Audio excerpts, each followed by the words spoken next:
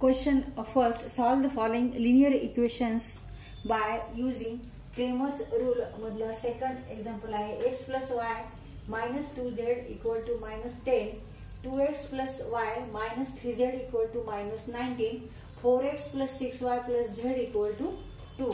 तर इथे आपल्याला या इक्वेशन्सचं सोल्युशन काढायचंय बाय क्रेमर्स रूल वापरून, क्रेमरचा फॉर्म्युला वापरून. Now these three equations are linear equations where x, y, z are variables. तर इथे आपल्याला x ची व्हॅल्यू फाइंड आउट करायची.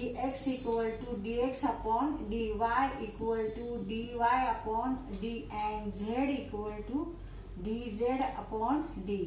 तर क्रेमरच्या फॉर्म्युल्यावरून, रूल वरून आपण एक्स वाय झेडच्या आपण काय काढू शकतो, व्हॅल्यू काढू शकतो. म्हणजेच या इक्वेशनचे आपल्याला सोल्युशन काढायचे. X Y Z these are solution of this given three equation. तर इथे आपण आता determinant D X D Y आणि डी झेड हा आपल्याला तयार करायचा आहे ह्या इक्वेशन्स वरून, आणि तो सॉल्व्ह करून त्याची व्हॅल्यू काढून मग आपल्याला एक्स वाय झेड ची व्हॅल्यू काढायची आहे. Given equations are x plus y minus 2z equal to minus 10, 2x plus y minus 3z equal to minus 19, 4x plus 6y plus z equal to 2. Therefore, d equal to, now take coefficient of x, y, z. इथे x चा coefficient 1 आहे, इथे 1 आहे, इथे negative 2, minus 2, 1, 1, minus 2 किंवा negative 2, 2, 1, negative 3. 2, 1, negative 3, 2, 4, 6, 1, 4, 6, 1. आता हा determinant solve करायचा एक्सपान्शन फॉर्म्युला वापरून. इथे आपण एक्सपांड करू. पहिल्यांदी 1 नी मल्टिप्लाय करायचे. Take remaining elements which are not in first row and first column. 1, negative 3, 6, 1 these are remaining elements. इथे टेक क्रॉस मल्टिप्लिकेशन याचा तिरकस गुणाकार घेऊन वजाबाकी करायची. 1 गुणिले 1 वजा 6 गुणिले ऋण 3 म्हणजे ऋण 18, मग ऋण धन.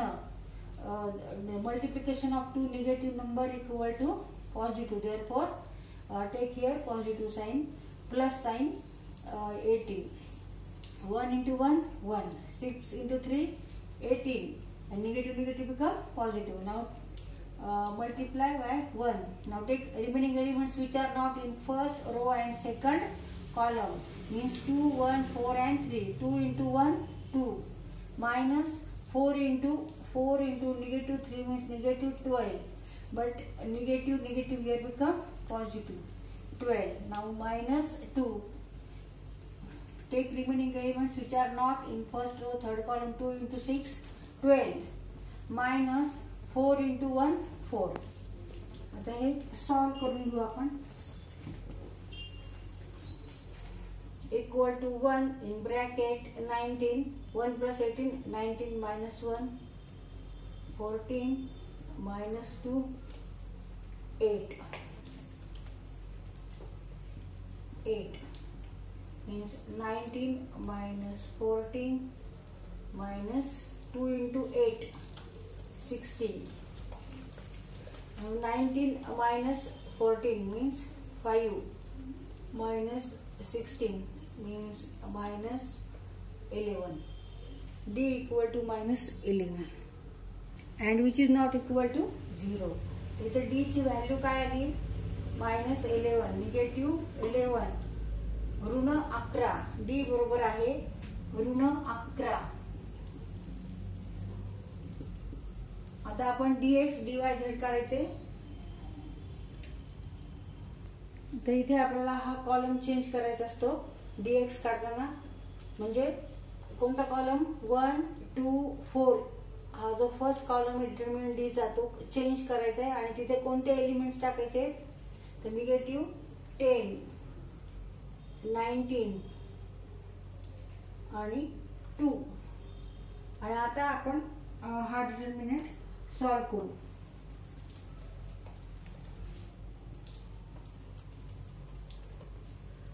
One into 1 minus 6 into 3 negative 18, 80 minus 1 मी मल्टिप्लाय करायचे निगेटिव्ह 19, 2 into 3 6 आणि मायनस करत असतो म्हणून negative become positive. Then negative 2, 19 into 16 minus 19 into 6 19 सख. निगेटिव्ह 114, 19 into 6 ते निगेटिव्ह म्हणून निगेटिव्ह नंतर 2 into 1 निगेटिव्ह 2. आता हे सॉल्व करायचं आहे. Negative 10, 1 plus 18 19 minus 1 minus 19 plus 6 means minus 13 minus 2. तिथे मायनस इथे पण मायनस आहे. ऍडिशन करायची आणि मायनसचं चिन्ह द्यायचं. 160, 114 आणि 2 यांची बेरीज झाली 116. तर इथे निगेटिव्ह आहे म्हणून आपण 10 into 19 119 negative 119. Negative 1 into negative 13 means positive 13 plus 13. Negative become positive. 116 into 2 232. हे सॉल्व करायचे पूर्ण.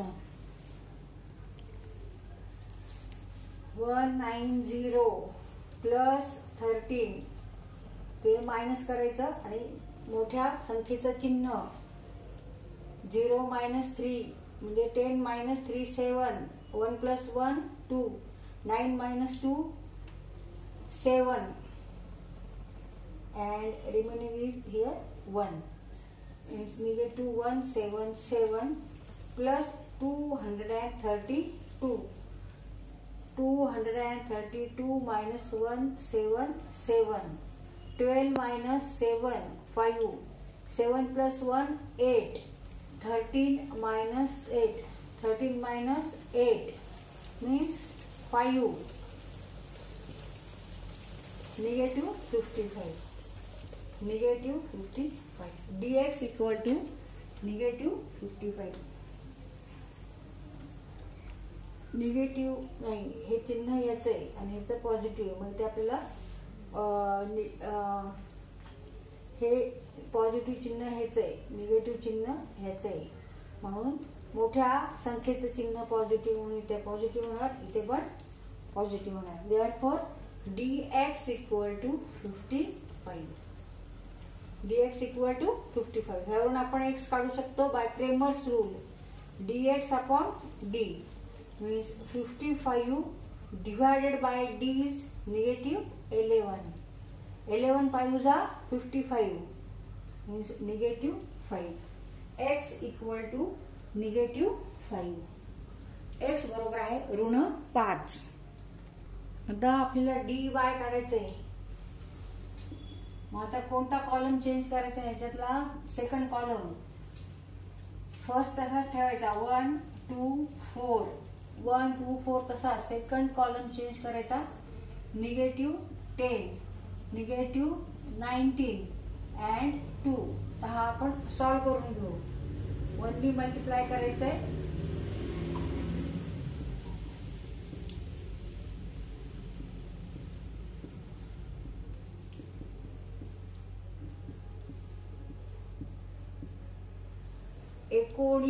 एकोणीस गुणिले 4 19 into 4 76. तर आपण सॉल्व करू परत. 1 in bracket 19 minus 6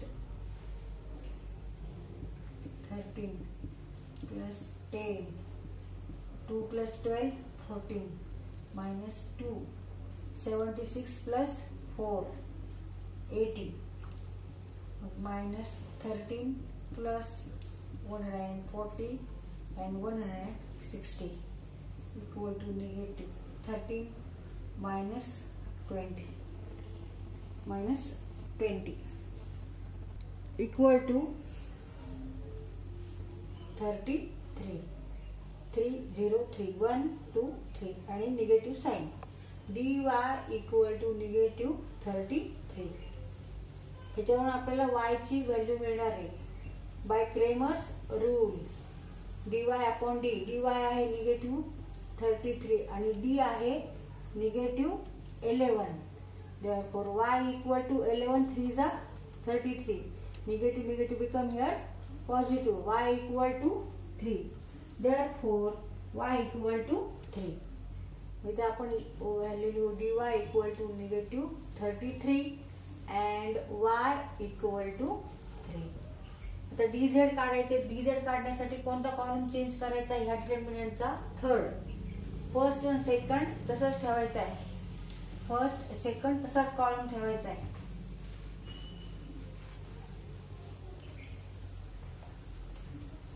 second column आहे 1 1 6. तो इथे लिहून घेऊ 1 1 6. थर्ड कॉलम काढणार -10 -19 आणि 2. परत सॉल्व करायचा. मग अशी सारखाच हा डिटर्मिनंट 1 ने मल्टिप्लाय करायचं. 1 × 2 2 minus. Now minus 19 into 6. 19 into 6 minus 114. Minus minus become plus. Negative negative plus 1 1 4. Minus 1 ने multiply करायचं आहे. 2 into 2 4 minus 19 into 4 means 76. Now negative negative become here positive. So right here plus 76. The minus 19 ने multiply करायचं आहे. 2 into 6 12 minus 4 into 1 4. आता हे solve करू आपण.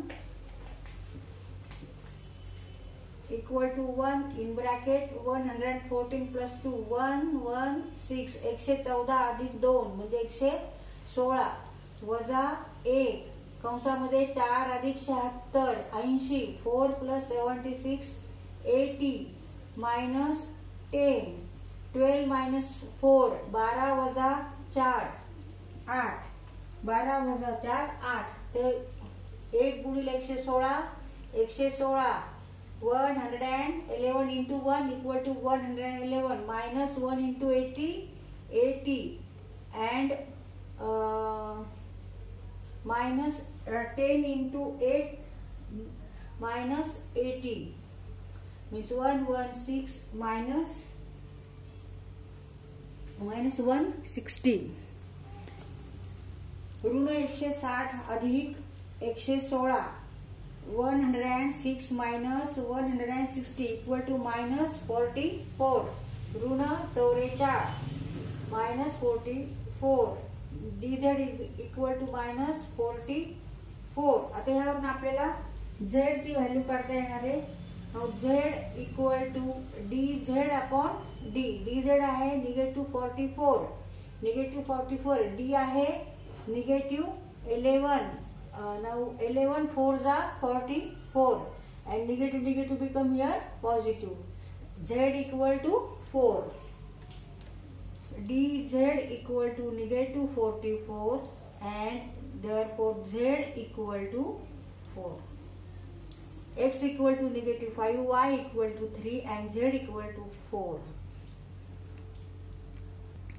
Therefore by Cramer's rule x equal to dx upon d. X equal to dx is 55. D is negative 11. Therefore x equal to negative 5. Therefore y equal to dy upon d. Therefore y equal to dy is negative 33.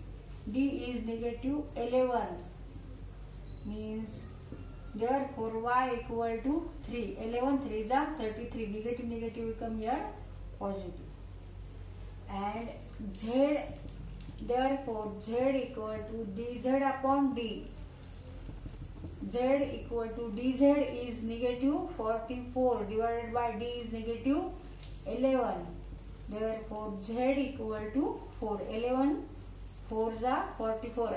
11 चौक 44. ऋण ऋण इथे धन होणार.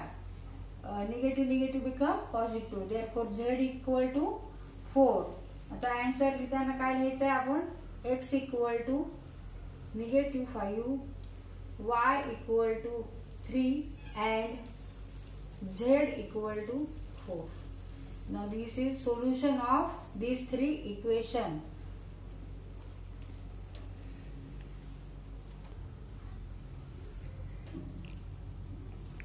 तर इथे आपण ह्या linear इक्वेशनचं solution काढले, हे इक्वेशन सॉल्व्ह केलेत. एक्स वाय झेड ची आपण इथे व्हॅल्यू काढली, किंमत काढलेली आहे बाय युझिंग क्रेमर्स रूल, म्हणजेच फॉर्म्युला आहे क्रेमर्सचा, त्यावरून आपण हे आन्सर काढलेले. तर आपल्याला 3 इक्वेशन्स दिले होते लिनियर इक्वेशन्स, त्याच्यामध्ये व्हेरिएबल आहेत एक्स वाय झेड, हे व्हेरिएबल आहेत. तर त्यावरून आपण इथे हे तिन्ही इक्वेशन सॉल्व्ह केले, डिटर्मिनंट घेतले आपण डी डीएक्स डीवाय डीझेड, त्याच्या व्हॅल्यू काढल्या आणि बाय क्रेमर्स रूल एक्स बरोबर आहे डीएक्स भागिले डी, वाय बरोबर आहे डीवाय भागिले डी आणि झेड बरोबर आहे डीझेड भागिले डी. आणि इथे आपण मग ह्या किमती टाकून एक्स बरोबर -5, वाय बरोबर 3 आणि झेड बरोबर 4, हे ह्या तिन्ही इक्वेशनचं काय आहे, सोल्युशन आहे. ह्याचा अर्थ काय, जर ह्या व्हॅल्यू एक्स वाय झेडच्या व्हॅल्यू ह्या किमती जर आपण ह्या कोणत्याही इक्वेशन मध्ये जर ह्या ठेवल्या, पुट केल्या, तर हे इक्वेशन काय होणार आहे, सॅटिस्फाय होणार आहे. आता आपलं उत्तर बरोबर आहे का नाही हे व्हेरीफाय करण्यासाठी आपण ह्या तिन्ही पैकी कोणत्याही इक्वेशन मध्ये हे ठेवून बघू. X plus Y -2z equal to -10, हे इक्वेशन आपण घेतलं, कोणतंही घेतलं तरी चालेल, तिन्ही घेतले तरी चालतील, तिन्ही व्हेरीफाय करू आपण. आता एक्स बरोबर काय ठेवायचंय, -5, आपण आन्सर जे काढले तेच ठेवायचे. वाय बरोबर 3 आणि झेड बरोबर 4 गुणिले 4. RHS साईडला काय आहे, -10, ह्याचा आन्सर किती आला पाहिजे, -10 यायला पाहिजे. मग -5 plus 3, 2 into 4 8, -5 plus 3 means -2, -8 equal to -10, therefore -10 equal to -10, LHS equal to RHS. तर ह्याचा अर्थ आपण ज्या व्हॅल्यू काढलेल्या आहेत त्या सगळ्या काय आहेत, बरोबर आहे. हे आपण काय केलेले, व्हेरीफाय केले, म्हणजे आपण हा ताळा करून बघितला. आता हे उरलेले 2 जे इक्वेशन्स आहेत त्याच्यामध्ये तुम्ही एक्स वाय झेडच्या किमती घाला आणि सॅटिस्फाय होतं का नाही बघायचं. LHS इक्वल टू RHS होतं का नाही, ते आहे का नाही ते बघायचंय.